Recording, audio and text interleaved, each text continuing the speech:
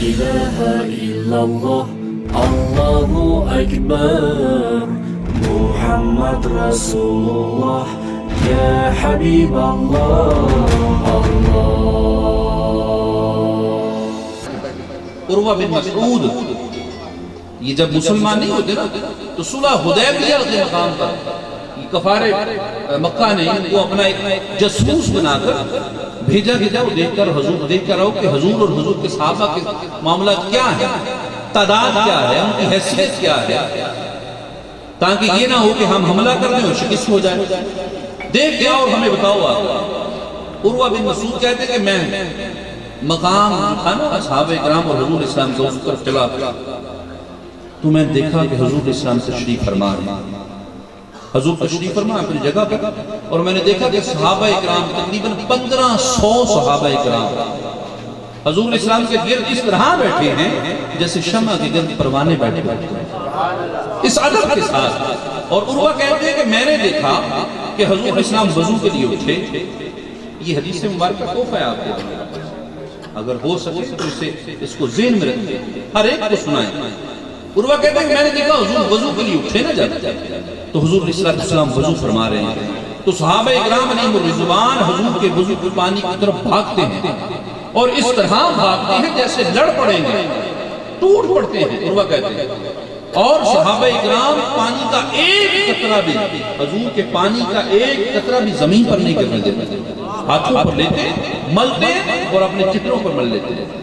اور عروہ کہتے ہیں پھر میں نے دیکھا حضور علیہ السلام نے اپنا لعاب دہن وہ زمین پر پھینکا،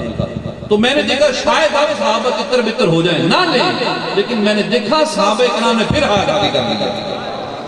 اور پھر ملا، پھر اپنے چہروں پر مل لیا۔ اور صحابہ کہتے ہیں پھر میرے نبی صلی اللہ علیہ وسلم نے اپنا ناک مبارک صاف کیا، اس میں جو رطوبت مبارک کی، جو نور تھا، جب وہ نکلا میں نے سوچا کہ شاید آپ صحابہ پیچھے ہو جائیں، میں نے دیکھا کہ صحابہ پھر آگے ہو گئے اور پھر ہاتھ آگے کر لیے، پھر ہاتھ کو ملا اور اپنے چہروں پر مل لیا۔ عروہ کہتے ہیں میں دیکھ رہا تھا کہ صحابہ اکرام جس کو تو جو مل جاتا وہ تو مل لیتا، جس کے ہاتھ کچھ نہ لگا اس نے دوسرے صحابی کے ہاتھ پر ہاتھ مل کر اپنے چہرے پر مل لیا۔ اور پھر عروہ کہتے ہیں میں نے دیکھا حجام نائی آیا، حضور علیہ السلام کی خط مبارک سرکار علیہ السلام کے بال مبارک تراشنے کی، تو صحابہ اکرام اپنی جھولیوں کو اٹھا کے نائی کے گرد کھڑے ہو گئے۔ اب جو حجام تھا وہ بال کاٹتا تھا اور صحابہ اکرام ایک ایک بال کو اٹھاتے تھے اپنی جھولی میں ڈالتے جاتے تھے۔ اب جو عروہ نے میسج دیا پوری امت مسلمان کو، کیا میسج ہے، وہ کیا پیغام ہے، یہاں پر سنیے گا۔ اور آج پورا عالم کفر جس بات پہ زور لگا رہا ہے وہ کیا ہے،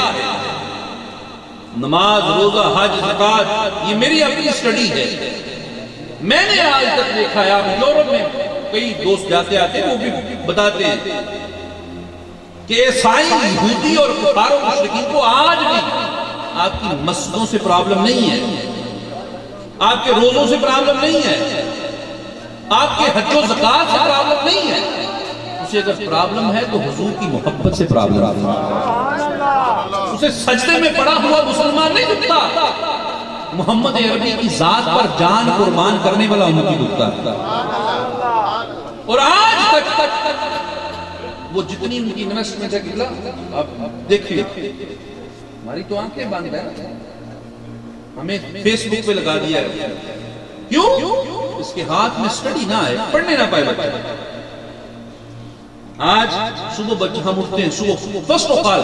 ہمارا کیا طریقہ کار کیا ہے، تقریباً میرے سمیت سب کا طریقہ کیا ہے، موبائل پکڑنا، فیس بک پہ دیکھنا، اس کا میسج، نماز، قرآن، ہر چیز بعد میں، پہلے فیس بک دیکھنا، واٹس ایپ دیکھنا، یوٹیوب دیکھنا۔ اور خدا کی قسم واللہ تعالی نوجوان نسل کا بیڑا غرق اس قدر ہو گیا، اتنے بیٹھے ہیں نوجوان موبائل پکڑے، آج کی ہسٹری چیک کر کے دیکھتے ہیں، سر جو ندامت سے جھک جائیں گے، پھر بھی ہم مسلمان ہیں۔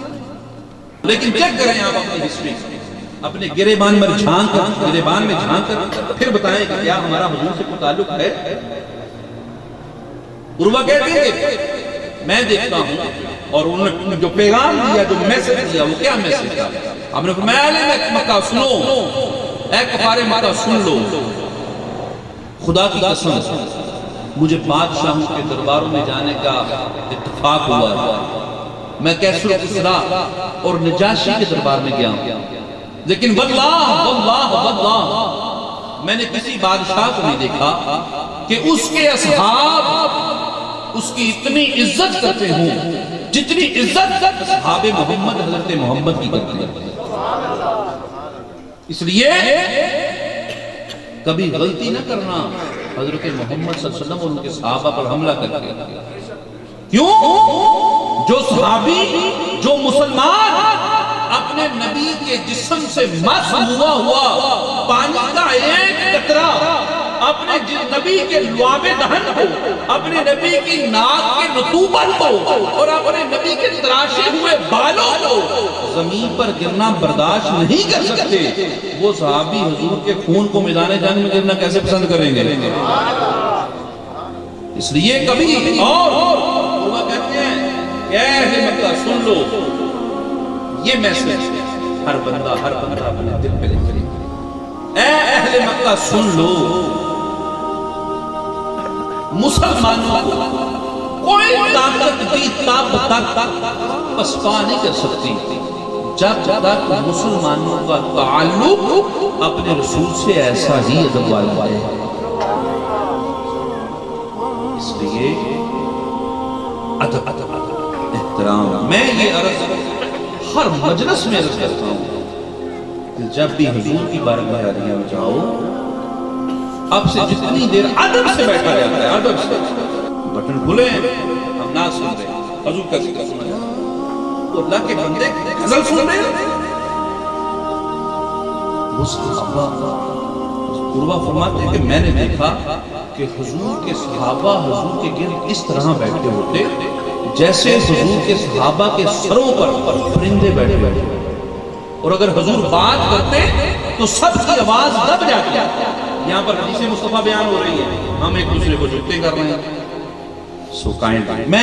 پہلے عرض کرتا کہ میں پہلے میچ میں انکلوڈ ہوں، گناہگار ہوں، لیکن خدا کا